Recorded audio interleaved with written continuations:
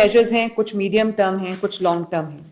جو development authorities ہیں جیسے LDA ہے اور ڈیولپمنٹ اتھارٹیز ہیں, سب کو یہ دوبارہ سے انسٹرکشن دے دی گئی ہے کہ جب کوئی بلڈنگ بن رہی ہو تو انشور کریں کہ تمام سیفٹی ریگولیشنز جو ہیں وہ ان کو انشور کریں کہ اس کے بغیر اجازت جو ہے وہ کسی بھی بلڈنگ کو نہ دی جائے.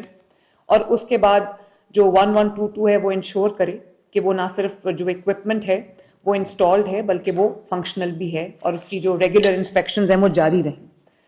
ہم نے اسپیشل موک ایکسرسائزز اکراس پنجاب کروائی ہیں, جس میں ایک بہت اچھا ایک سیشن ہوا ہے جس میں رسپانس ٹائم بھی دیکھا جا رہا ہے. ایمرجنسی سچویشن سے specially in case of fire اس سے نمٹنے کے لیے تمام ڈسٹرکٹس میں DCs نے موک ایکسرسائزز کرائی ہیں. سب کو شاباش, لیکن جو موک ایکسرسائزز ہیں وہ ایک ون آف چیز نہیں ہونی چاہیے, یا یہ وہ چیز نہیں ہونی چاہیے کہ جب کوئی پریشر کا وقت آیا تو موک ایکسرسائز کر لی, اور جب پریشر نہیں ہے تو اس کو ہم جو ہے وہ پیچھے ڈال دیں.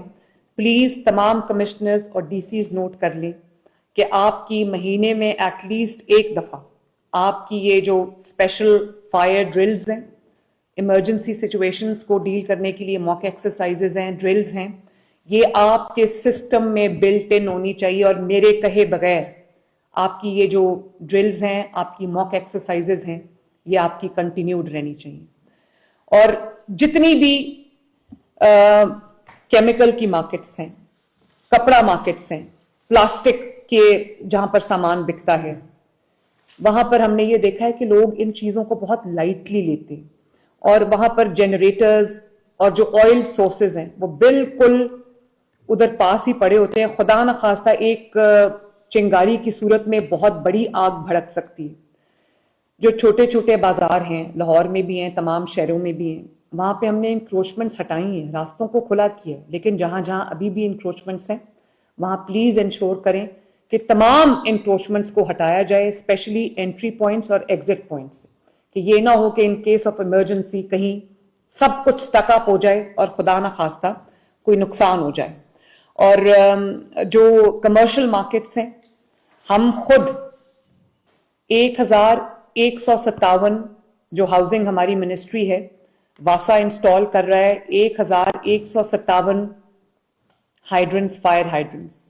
لیکن تمام کمشنرز اور DCs یہ نوٹ کر لیں کہ جتنی بھی کمرشل بلڈنگز ہیں, پرائیویٹ اسٹیبلشمنٹس ہیں, سب کو 1 مہینے کا وقت دیں, 30 ڈیز, کہ 30 ڈیز کے اندر اندر وہ اپنے فائر ہائیڈرنٹس جو ہیں وہ انسٹال کریں, ان کو فنکشنل رکھیں. اس کے علاوہ جو فائر ایکسٹنگوشرز ہیں وہ انسٹال کریں, وہ فنکشنل ہوں. وہ یہ نہ ہو کہ وہ ایکسپائری ڈیٹ ان کی کراس ہو چکی ہو اور صرف سامنے رکھنے کے لیے وہ لگا دیں. اور جو فائر الارم سسٹم اس کو نہ صرف انسٹال کریں بلکہ اس کو فنکشنل رکھیں.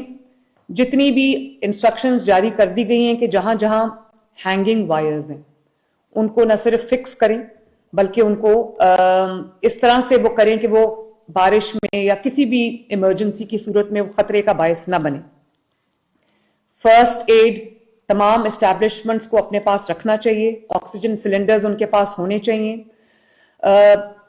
وینٹیلیٹڈ emergency staircase outside the building بھی ہونا چاہیے, preferably outside the building. اس کے لیے بھی آپ ایک 30 ڈیز میں تمام کمرشل ایریاز میں جو ہائی رائز بلڈنگز ہیں ان کو پابند کریں کہ 30 ڈیز کے اندر اندر وہ ایک ایمرجنسی اسٹیئر کیس اپنا بنائیں, preferably outside the building, تاکہ کوئی اس میں پرابلم ہی نہ آئے کہ اندر کوئی اور جو ایمرجنسی سچویشن ہو جائے.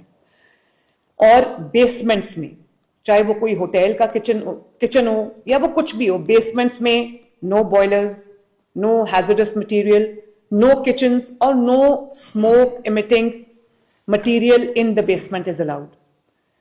بوائلرز چاہے وہ انڈسٹری کے بوائلرز ہوں, انڈسٹری سیکرٹری انڈسٹریز یہاں پہ تشریف رکھتے ہیں. تمام DCs کو بھی میں نے یہ کہا ہے کہ مجھے تصویریں بھیجیں انسپیکشنز کی, چاہے وہ چھوٹی فیکٹری ہو, بڑی فیکٹری ہو, کسی بھی قسم کا, اینڈ آئی ریپیٹ, کسی بھی قسم کا کوئی بوائلر ہو, اس کی ریگولر انسپیکشنز بہت ضروری ہیں, کیونکہ خدا نخواستہ جب بوائلر پھٹتا ہے تو مزدور جاں بحق ہوتا ہے, اور جب مزدور مرتا ہے تو اس کی پورے خاندان کی روزی جو ہے وہ ختم ہو جاتی ہے.